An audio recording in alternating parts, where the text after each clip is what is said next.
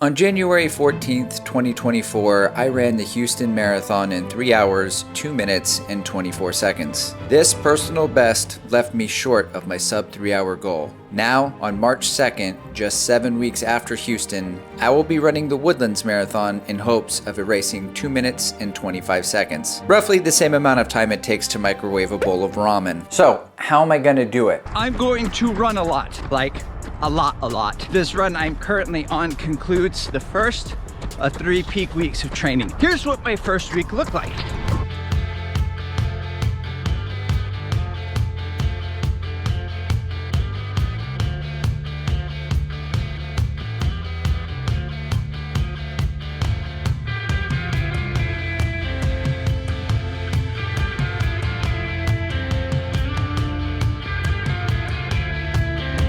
All right, Sunday morning long run. Here's the before picture. And here's the after. 2 by 3 miles at marathon pace. One more rep of 3 mile cool down, 22 miles, 82 for the week. That's right, 82 miles. Hey Andrew, what's the most amount of miles you've ever run in a week, you ask? But don't ask, but I ask for you because I'm the one making this video. 80, the answer is 80. And I'm gonna do it again next week, and I'm gonna do it the following week after that. If you want something you've never had, you have to do things you've never done. I think that was Kanye West who said that. Oh look, new package. Okay, so I just Googled it. Actually, it looks like it was TJ. It was Thomas Jefferson who actually said that quote. What that 5-week actual plan looks like as far as mileage goes is week 1, 82 miles, week 2, 84 miles, week 3, 84 miles, week 4, 80 miles, and then week 5 will go down to about 60, 65 miles, and then the week of maybe 12 or 15 miles before the actual race. So the big question is, will I get injured? Absolutely, 100% yes, if I continue to do speed work and something closer to an 80-20 model at the highest amount of mileage that I've ever done. Fortunately for me, in these 4 weeks, most all of my running is going to be easy, aerobic, low heart rate running with some threshold worked in and some race pace buried inside my long runs. Now, for those of you who just joined the channel recently, maybe you joined up on my Breaking 3 journey, my running began shortly after COVID through the Maffetone method, aka low heart rate training. Now, one of the benefits of doing low heart rate training is that it reduces the likelihood of injury, which is one of the reasons why I'm doing this, but not the primary reason. The main reason why I'm doing this is because at the Houston Marathon, my biggest limiting factor was not physical. It was a lack of aerobic capacity. I was aerobically deficient. Contrary to popular belief, this does not mean that I need to take Viagra. I just need to build my aerobic engine. Yeah, that joke's not gonna make it.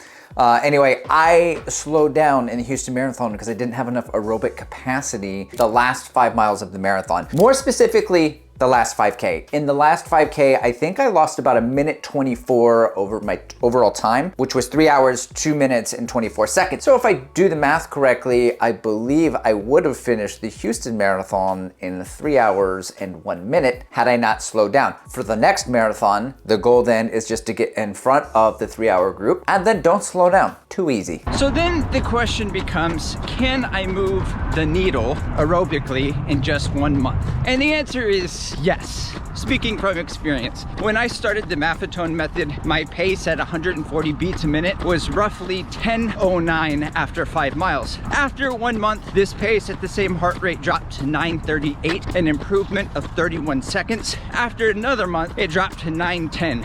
So over the course of 2 months, it improved by a minute. But these were new runner gains, you say. But don't say I just say for you because I'm the one making the video. And I say yes, that's the answer. Yes, they are.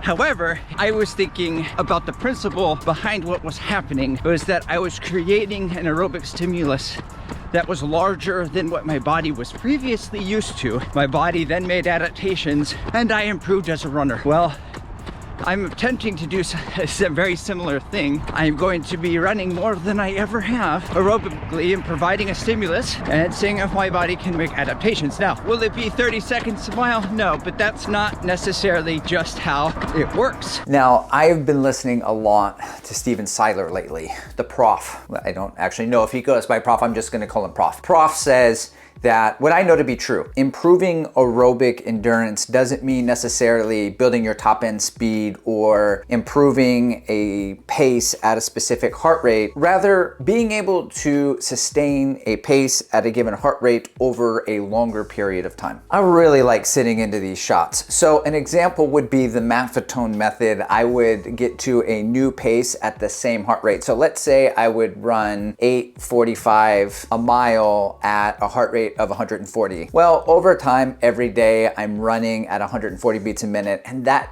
pace is getting faster. And eventually it becomes 8:30, and then it becomes 8:15. And there's always the day when I go out for a run and I'm suddenly just a little bit faster at that same heart rate. But I can only sustain that for like maybe 5 miles, and then it drifts. The cardiac drift happens. In the Maffetone method, I would stay at that 140 and I would slow my pace down. Well, to Steven Seiler's point is that if I keep running every day at that given heart rate over time, I'll find that maybe I go out for a run at 140 beats a minute and I run that 8:15 pace, but not just for 5 miles, for 2 hours. I can go 15 miles over time. So while I'm not getting any faster at that given heart rate, I'm able to sustain that pace for much longer. And that's the goal. Okay, now let's look at week number 2.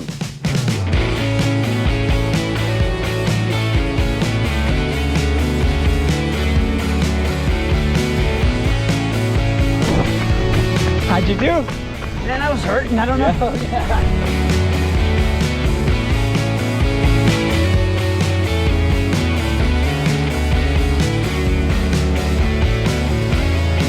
All right, we got a 24-mile run to cap off week number 2 of peak weeks. This week we'll end up at 84.